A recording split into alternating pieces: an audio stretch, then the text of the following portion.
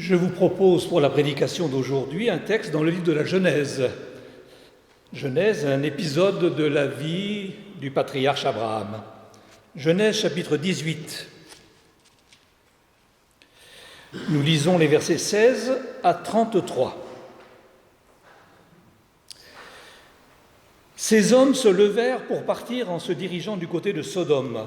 Ces hommes sont les trois visiteurs un peu mystérieux qu'Abraham a reçus chez lui et qui ont annoncé la naissance du fils d'Abraham et de Sarah, qui sera le futur Isaac. Abraham les accompagna pour les reconduire. Alors l'Éternel dit : « Cacherai-je à Abraham ce que je vais faire ? Abraham deviendra une nation grande et puissante, et toutes les nations de la terre seront bénies en lui. En effet, je l'ai choisi afin qu'il ordonne à ses fils et à sa famille après lui de garder la voie de l'Éternel en pratiquant la droiture et la justice. Ainsi, l'Éternel accomplira en faveur d'Abraham les promesses qu'il lui a faites. » Et l'Éternel dit : « Le cri contre Sodome et Gomorrhe a augmenté, et leur péché est énorme. C'est pourquoi je vais descendre et je verrai s'ils ont agi entièrement d'après le bruit venu jusqu'à moi. Si ce n'est pas le cas, je le saurai. » Les hommes s'éloignèrent et allèrent vers Sodome, mais Abraham se tint encore devant l'Éternel. Abraham s'approcha et dit : « Supprimeras-tu vraiment le juste avec le méchant ? Peut-être y a-t-il 50 justes dans la ville. Les supprimeras-tu aussi ?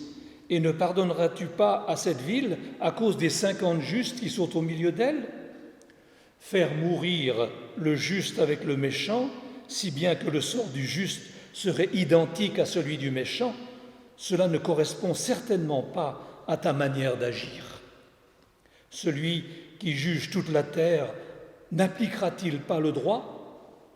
L'Éternel dit : « Si je trouve à Sodome 50 justes, je pardonnerai à toute la ville à cause d'eux. » Abraham reprit : « Voici que j'ai eu l'audace de parler au Seigneur, moi qui ne suis que poussière et cendre. Peut-être à ces 50 justes en manquera-t-il 5 ? Pour 5, détruiras-tu toute la ville ? » L'Éternel dit : « Je ne la détruirai pas si j'y trouve 45 justes. » Abraham continua de lui parler et dit : « Peut-être s'y trouvera-t-il 40 justes. » L'Éternel dit : « Je ne lui ferai rien à cause de ces 40. » Abraham dit : « Que le Seigneur ne s'irrite pas, et je parlerai. Peut-être s'y trouvera-t-il 30 justes. » L'Éternel dit : « Je ne lui ferai rien si j'y trouve 30 justes. » Abraham dit : « Voici que j'ai eu l'audace de parler au Seigneur.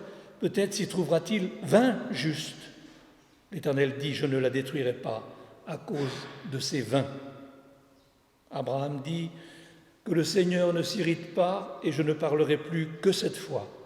Peut-être s'y trouvera-t-il 10 justes. » L'Éternel dit : « Je ne la détruirai pas à cause de ces 10 justes. » L'Éternel s'en alla lorsqu'il eut fini de parler à Abraham, et Abraham retourna chez lui.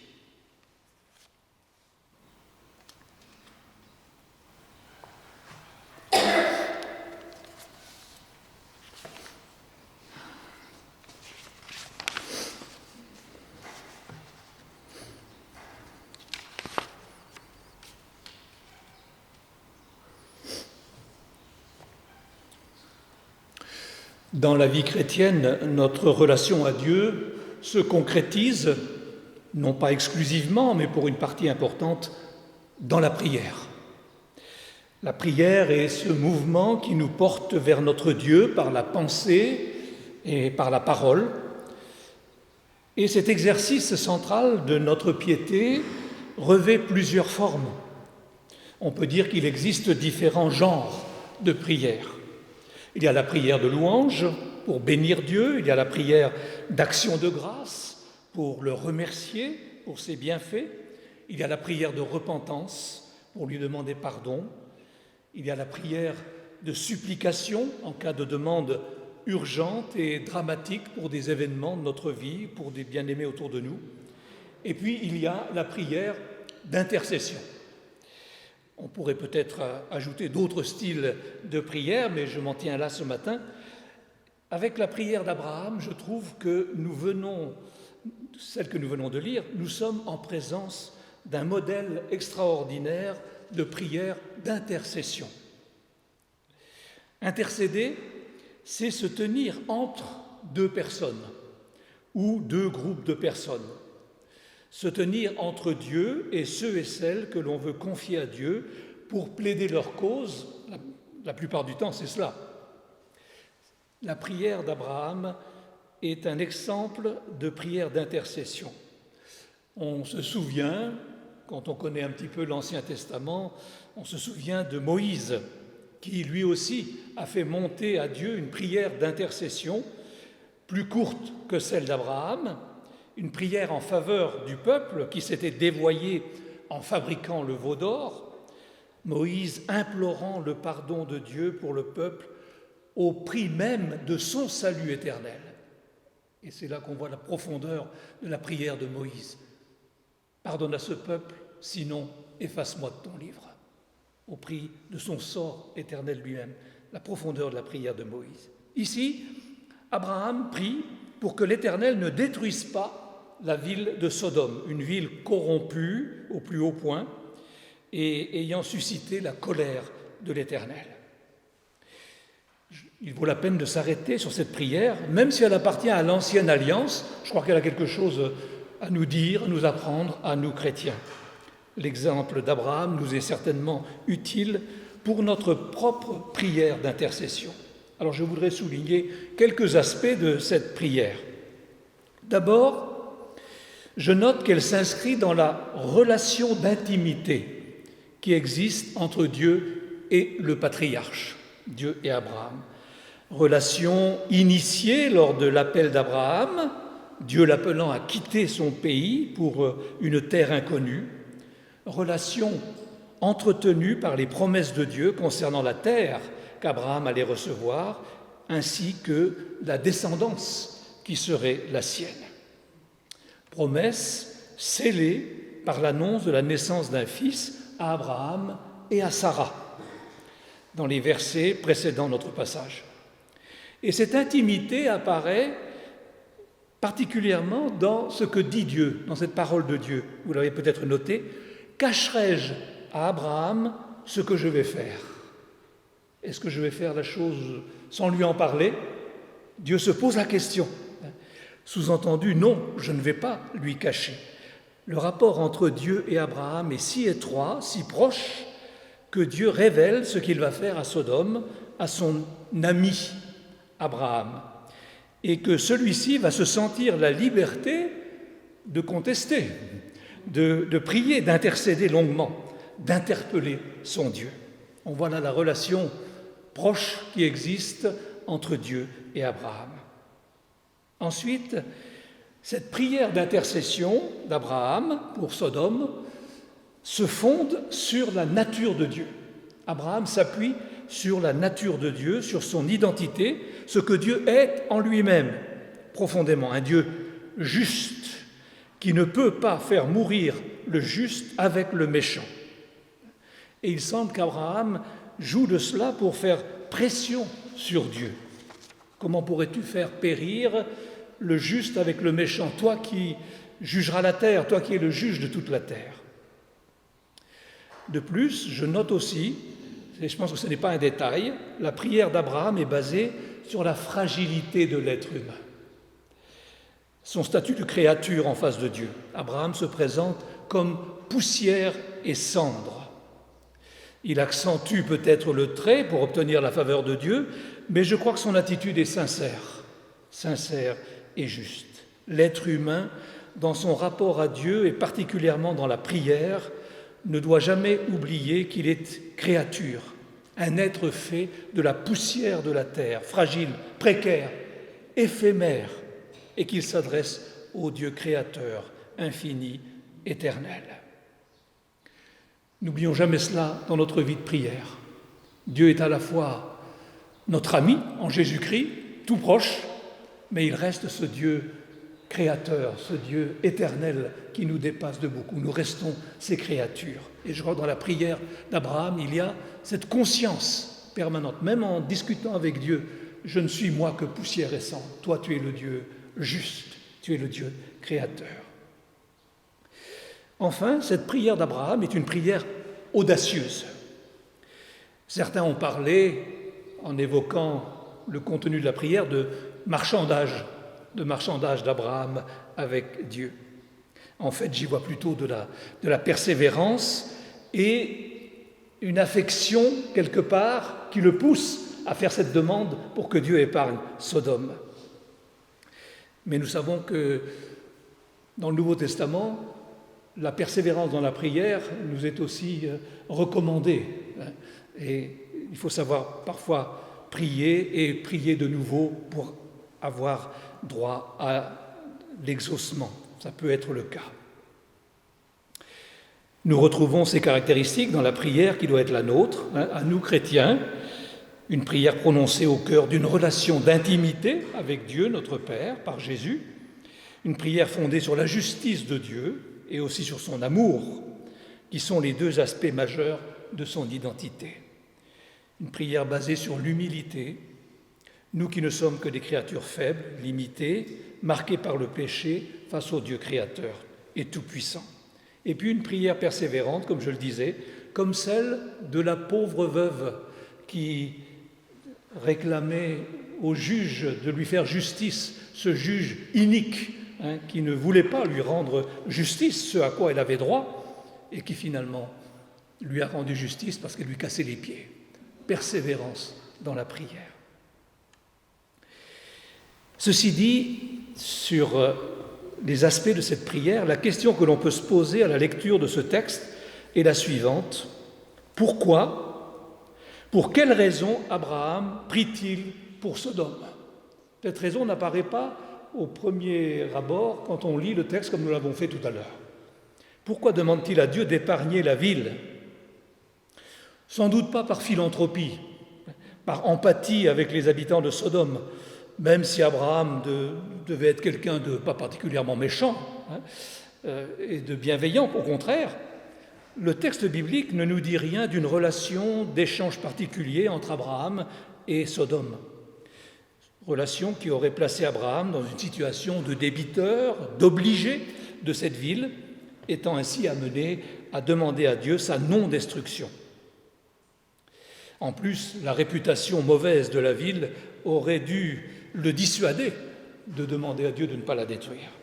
En fait, il semble bien qu'Abraham prie pour Sodome pour une seule et unique raison. Parce que son neveu Lot, avec sa femme et ses filles, vivent dans la ville et que pour lui, détruire la ville équivaut à faire périr son neveu bien-aimé et les siens, périr les méchants qui habitent Sodome et Lot le juste, tel qu'il nous est présenté aussi comme ça dans le Nouveau Testament. Et c'est ce qui m'étonne dans la prière d'Abraham. À aucun moment, il ne nomme précisément son neveu Lot. Bien sûr, il parle de ne pas faire périr le juste avec le méchant, et on peut facilement discerner la figure de Lot présente dans l'esprit d'Abraham quand il parle du juste. Mais n'aurait-il pas été préférable qu'Abraham prie directement et nommément Dieu pour Lot et les siens ? On nous demande souvent dans les séminaires sur la prière ou dans les enseignements sur la prière de demander des choses précises. Parfois avec excès. Je me souviens avoir lu certaines paroles de certains commentateurs bibliques qui disaient quand on demande quelque chose à Dieu, il faut être extrêmement précis. Si vous lui demandez un vélo, il faut lui donner la couleur du vélo. Je ne suis pas tout à fait d'accord avec ça, mais en tout cas, il faut être précis quand on demande quelque chose à Dieu, le plus précis possible. À aucun moment, Abraham ne mentionne Lot. Et à aucun moment, le Seigneur ne le détrompe. Dieu ne lui dit pas, Abraham, en fait, tu me pries pour que je ne détruise pas Sodome, mais c'est pour ton neveu Lot que tu m'implores. Mais Dieu le sait. Dieu connaît le cœur d'Abraham. On assiste ainsi à une prière qui reste générale, avec un fond de non-dit sur le cœur de l'intention de prière d'Abraham, à savoir son amour pour son neveu. Il y avait peut-être d'autres justes que Lot dans Sodome, mais en tout cas pas plus de 10, puisque la ville finalement a été détruite. Cette façon de prier d'Abraham me semble révélatrice de ce que le patriarche a en tête au sujet de la manière d'agir de Dieu en réponse à sa prière. Abraham prie pour Sodome et non pour Lot, car dans l'esprit d'Abraham, la seule manière pour Dieu d'exaucer sa prière et de sauver son neveu au milieu de la ville coupable, c'est de renoncer à détruire la ville dans laquelle habitent Lot et sa famille. Il ne voit pas d'autre solution pour que Lot soit sauvé, il faut que la ville demeure. Abraham n'imagine pas un instant que Dieu puisse détruire la ville et sauver son neveu en même temps. Et c'est pourtant ce que Dieu va faire. Manifester sa justice et son jugement en détruisant la ville pécheresse et épargner le juste Lot et les siens. Ne nous sentons-nous pas proches d'Abraham quand nous évoquons l'état d'esprit qui est le sien? Quand nous prions, quand nous demandons quelque chose à Dieu, nous avons bien souvent déjà en tête une idée préconçue de ce que Dieu devrait faire. Voilà comment tu pourrais répondre à ma prière. Je te le demande humblement, mais je ne vois pas d'autre façon d'y répondre que de cette manière. Sa manière de procéder, des moyens d'employer pour que le Seigneur exauce notre prière. C'est ce qui montre nos limites de créature, notre esprit limité. Dieu doit faire ceci ou cela pour m'exaucer. Et c'est justement oublier que Dieu est grand et tout-puissant et qu'il a tous les moyens à sa disposition pour répondre à notre prière, même les moyens parfois les plus inattendus. Et puis c'est oublier aussi que Dieu est libre, souverainement libre, et que nous ne pouvons jamais l'enfermer dans nos plans, même quand nous prions, parce que nous avons des plans préconçus, notre esprit est limité, mais Dieu n'a pas de limite. Et nous ne devons pas chercher à enfermer Dieu dans une manière de procéder que nous voudrions lui imposer. Dieu ne se laisse pas enfermer, ni dans sa justice, si tu es juste, tu ne peux pas faire cela, ni dans son amour, puisque tu es amour, tu dois faire cela, tu dois faire comme cela. Dieu est le Dieu parfait et infini, qui peut répondre à notre prière tout en déjouant nos plans préconçus, en manifestant ensemble tous ses attributs, toutes ses qualités, et notamment sa justice et son amour. En réponse à la prière d'Abraham, Dieu va juger Sodome en l'anéantissant, le péché va être puni, et en même temps il va sauver Lot en le faisant échapper. Extraordinaire. Ce qui fait que la prière du patriarche est à la fois inexaucée, Sodome est détruite, et merveilleusement exaucée. Lot est sauvé. Abraham, finalement, peut être heureux. Et la fin de notre passage, de notre récit, est aussi remarquable et me fait penser à notre vie de prière. À la fin, Abraham a fini de prier. On peut se demander pourquoi il s'est arrêté à 10 justes. Il aurait pu descendre jusqu'à 5. Je pensais à une blague, mais elle est trop ethnique pour que je la dise devant vous. Il y a des gens qui aiment bien marchander. La réponse ne nous est pas donnée. En tout cas, Abraham s'est arrêté à 10. Peut-être est-ce une des origines de quelque chose qui est venu plus tard, qui fait que pour les Juifs, pour qu'une réunion de communauté soit valable, il faut être 10. C'est le minyan, c'est le nombre minimum, il faut être 10. Alors peut-être que c'est en lien, en partie avec ça, il faudrait consulter les rabbins pour cela. Mais toujours est-il que Abraham s'est arrêté à 10. La réponse ne nous est pas donnée.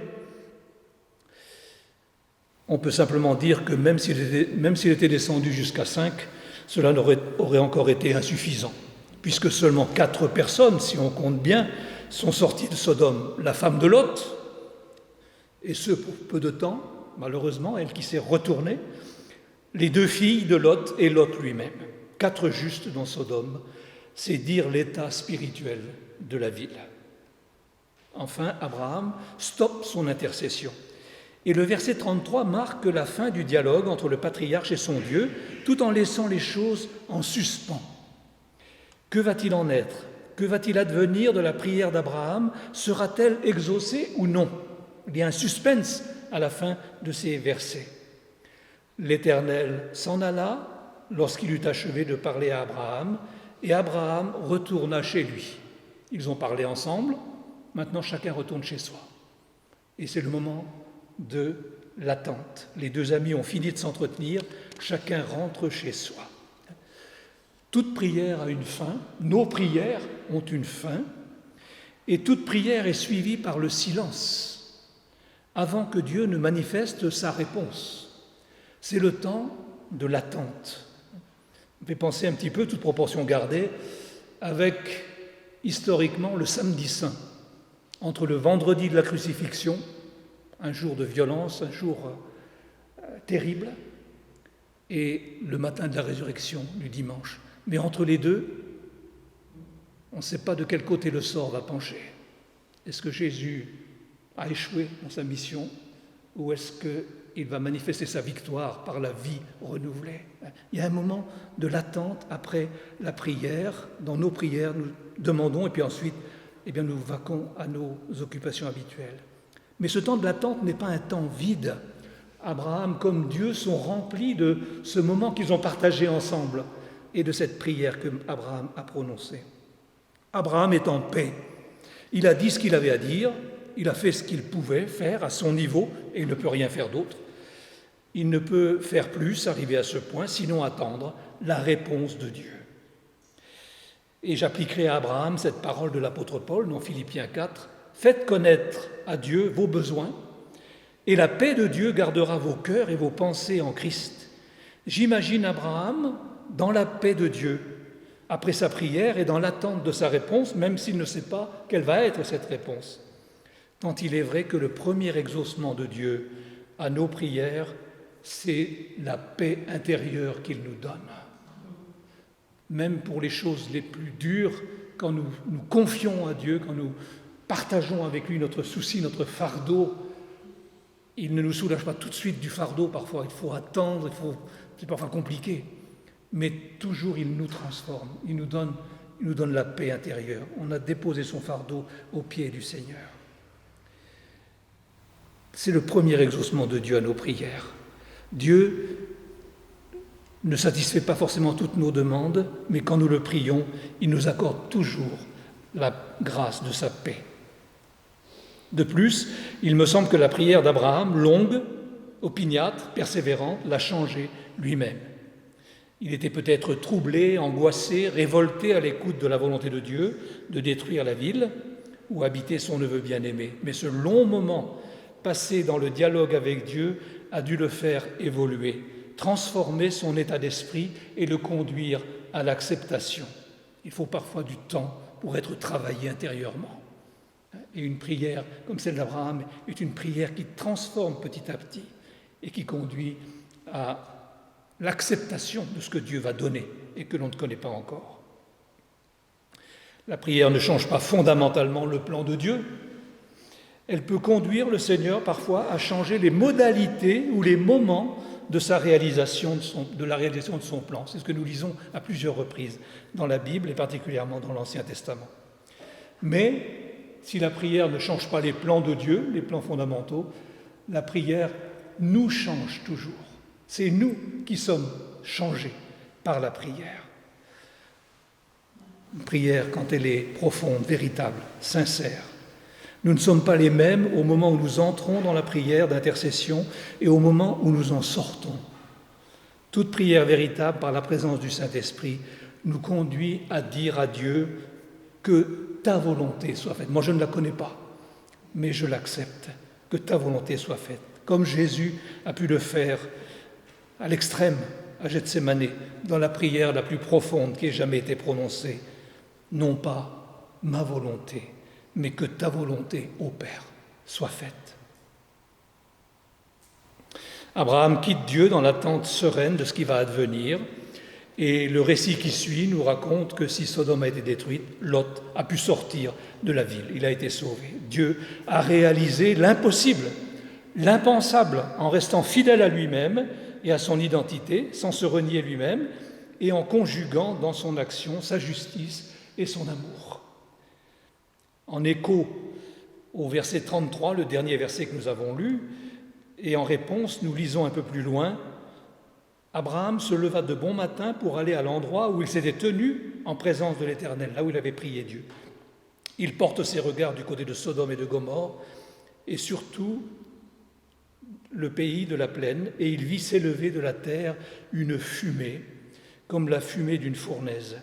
Lorsque Dieu détruisit les villes de la plaine, Dieu se souvint d'Abraham et retira Lot du cataclysme lorsqu'il bouleversa les villes où Lot avait habité.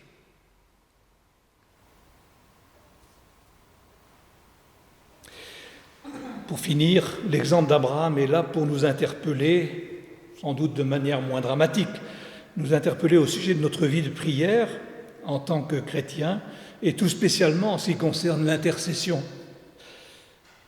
Savons-nous intercéder? Prenons-nous du temps pour intercéder? Sommes-nous ces intercesseurs que Dieu recherche? Car c'est une parole biblique aussi.